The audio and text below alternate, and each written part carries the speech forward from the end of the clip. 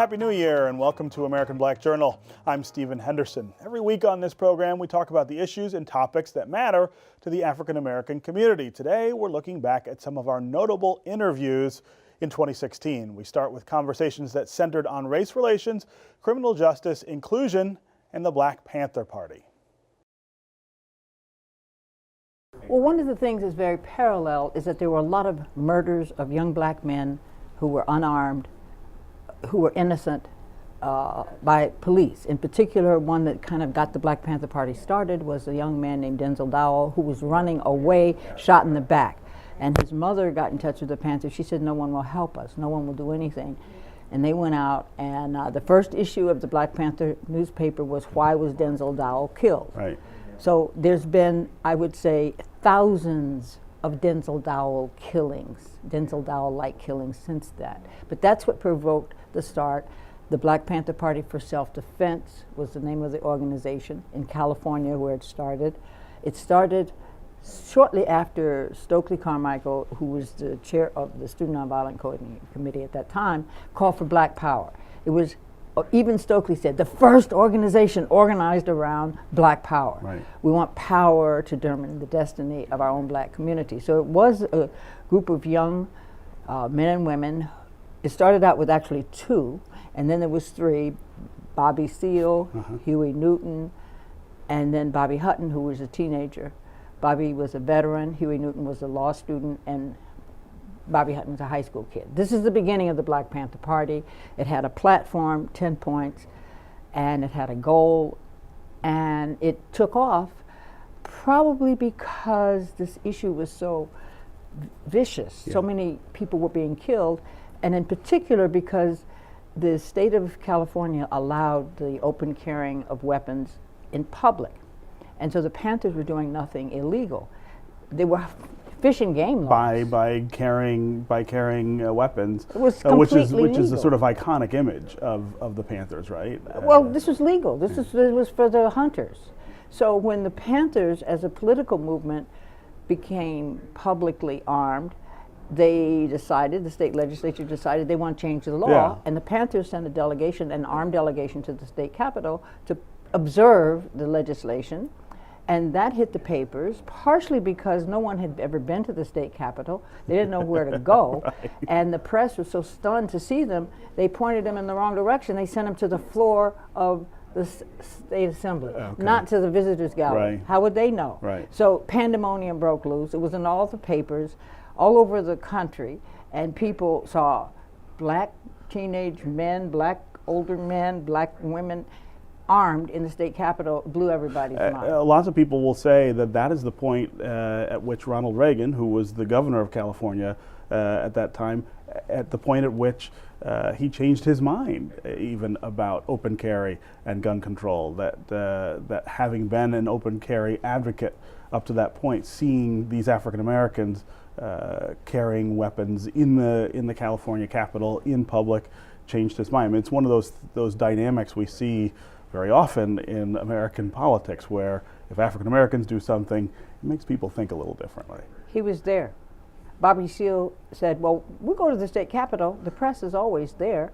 In fact, Ronald Reagan was having a press conference when the Panthers showed up. They just showed up, and the press left Reagan and came and talked to the Panthers. So he didn't seem to gain any insight into the need for self-defense or the need to end police brutality. Right. That wasn't his thing.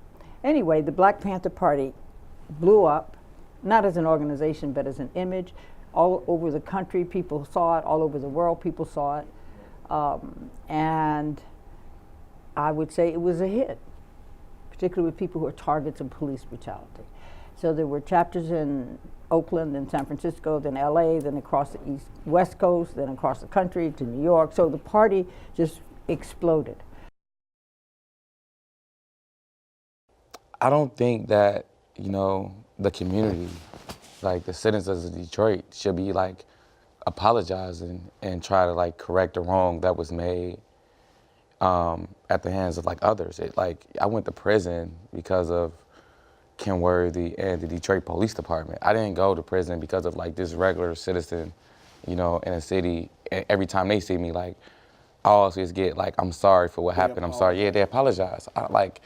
I'm receiving sorries from people who did nothing wrong to me whatsoever. Like, I haven't received anything from the people that done actually like played the role in my incarceration. And it's sad. It's hurtful, you know, that after 8 years of going through everything I've been through, you know, now to get out, it's like, okay, well, just going about your business. Like, hold on, wait, stop. Like, something happened.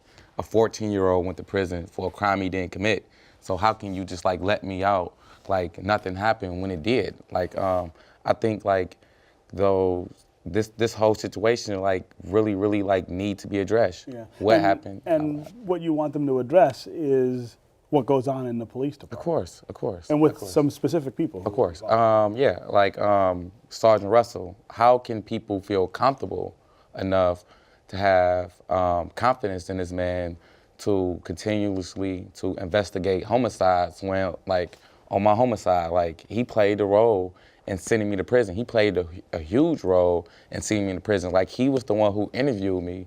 So it's like, okay, like, if he was willing to sit by and, like, let Tolbert, like, lie on me and just, like, make things up, like, how many other cases he didn't, like, sit by and just, like, let things happen? Like, Sergeant Russell, like, this wasn't Sergeant Russell first time or where, like, eyebrows was raised in cases, like, he didn't work on where, like, evidence wasn't there, you know, and people just, like, continuously, like, to let him go on. You feel like they have not done enough to make sure? No, not at all. I mean, the chief of police, you know, he always talk about, you know, he's different and he's trying to set examples to let people know, like, he's for the people.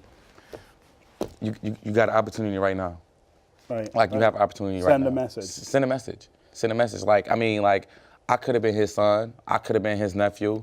You know, like send a message. I did 8 years, almost. You know, like, I'm 23. I want you to tell the viewers about what that was like. That 8 years you spent. It was hard.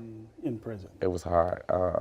It was rough. I mean, like, it drains you mentally, spiritually, emotionally. You know, like, it was days I thought like I would never get out of prison. You know, it was days I thought like I would never get out of prison. I mean, like, I went through like so many different things. I mean, like, having like my guards rip my mail up, like spitting my food, you know, like coming in my cell, taking my mattress. I'm having like to go days at a time laying on the floor, you know, without blankets, without covers, turning my water off. I'm not like allowed to like drink water. I mean, like, I went through like so much, and it's like, okay, I'm thinking like, okay, after I went through what I went through, I thought I was gonna come home and it was gonna be different, and it's not. Like, I'm still like having a hard time struggling and trying to like adjust, and it's hard for me to go and ask people like, look, I need somebody to talk to and things like that. But the simple fact is, like, when I do that, like, I don't feel normal, you know, and like I'm trying my best to feel like as normal as possible right now, but like. But you lost 8 years of your life. You can't get that back. No, I can't. So what do you find yourself doing now? Struggling with trying to understand and maneuver around like this world I've been like gone for so long. You know, like I went in a kid, I came out like a grown man. As well as things are going in certain parts of the city, you'd be surprised how some of our neighborhoods look if you get a chance to go there and see how people have to live. And so there's frustration and there's anger, and you know, we got so many issues with our school system. So when you start looking at that generation of people and the parents that represent those kids, they're very, very upset, and they should be. Yeah, and you're not just talking about the question of who is participating in the comeback in downtown and midtown, which is a conversation that's been going on for a while. You're talking about citywide. How does what we're doing, what we're seeing, affect the people who live here? Yeah, you know, we got that 7.5 mile stretch between downtown and midtown and Corktown that's all doing pretty well. But anybody who drives down, walk down or whatever, and you look at the change in the demographics downtown, you say, is this Detroit? Is it for me, is what a lot of people Exactly, are asking, right? exactly. So to me, when you look at some of our main corridors, historically, Woodward, if you look at Grand River, if you look at Michigan Avenue, if you look at Gratiot, where so many people travel to get to their communities, it's a nightmare. And so we've got to look at those areas, I think, and start to invest as best we can in those strong corridors. Yeah. Some people took what you were saying as a shot at Mike Duggan, who replaced you as mayor, that you were saying his administration is not as inclusive as yours was and that he's not doing enough.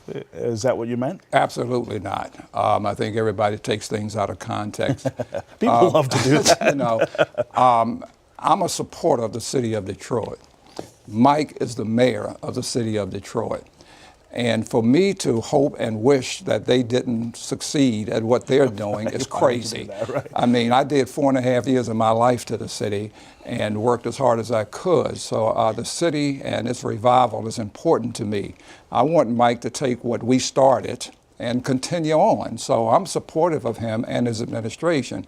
But that doesn't mean you agree with everything that the administration does. It doesn't mean that you agree with everything that our business community is doing. We got to do more, and we have to be more inclusive. Let's go back to 1961, though, which was the first year that you say you went to Lakeland to be. First year, go back, I think about Jake Wood. Yeah. My dad let me skip school to see him play in 1961, I think April the 11th. And I thought I was signed with the other team, but that day I got ready to sign the end of the summer. We were going down Trumbull. I was raised up in the project. And I asked Papa, I said, where are we going this way? He said, well, you know, I think you don't have to stay. You know, I think we'll keep you here. Maybe you can make a difference. Keep you here in Detroit. Yeah, him and Judge Keefe. Right. Judge Keefe, you know, I've been knowing him since I was 13. And my dad put me in his hand and my mother. And he taught me things between 13 and 14, experience that I don't think I could have got anywhere, but just being with him in and out of the courtroom. I met judges, I met lawyers, I met presidents and Dr. King.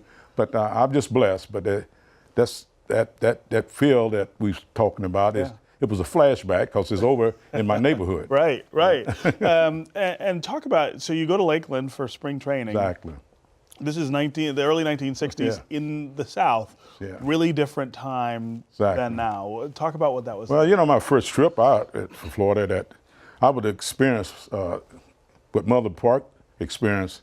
But in Tampa, the bus was full anyway. I went to the back. But when I got off the bus in Lakeland and get in a cab, yellow cab, and we had yellow and checker cab here, and he said, I can't take it. And I thought they were playing a joke on me. You know, how you hear about, they play jokes on rookies when they wait from school, when you go to college. And I said, well, give my duffel bag, I'll walk. And I think it's about 5 or 6 miles. And I look back in life on the best walk I had in my life, because it took me, I lived my life way beyond the field. I was fortunate. From that walk, I met Bob Hope, been overseas with him several times, and on my own several other times, still involved with the military. And then in the community, I got involved with community groups. And I went back down to Lakeland, helped integrate with Pick and Poke Theater. Got involved in integration in the school system. And Lakeland just like Detroit to me. But that walk started all, and I think that walk brought me right when they designate the field in my name. It started back in 1961 with the people that I met through Judge Keefe. Coming up next, we'll have more highlights from the past year on American Black Journal.